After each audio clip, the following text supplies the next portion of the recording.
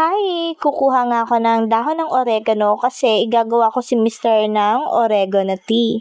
Nung may sipon kasi si Mr. and yung mga pamangkin ko o busipon, ginawan ko sila ng natural na gamot gawa sa dahon ng oregano. At nagustuhan nga nila guys, kaya heto, gagawa ulit ako.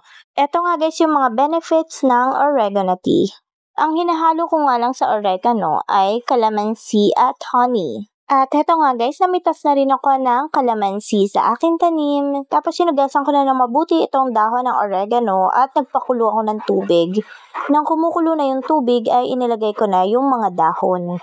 Mabilis lang to guys, kailangan ko lang palambutin yung dahon ng oregano. Hindi siya kailangang ilaga ng bongga kasi pag sobra yung pagkakalaga, mapait siya.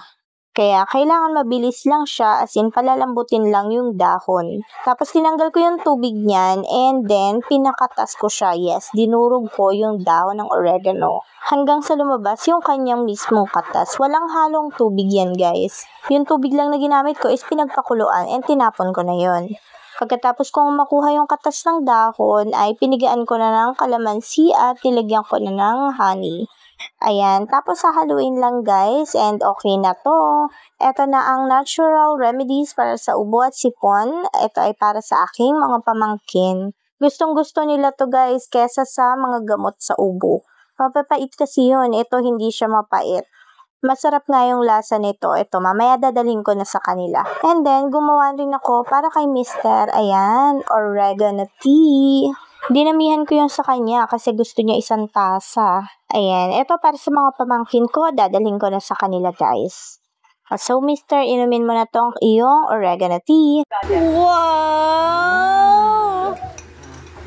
Yum, yum! Last one.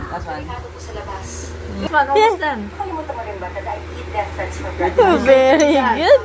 Come on. Thank you. You're welcome.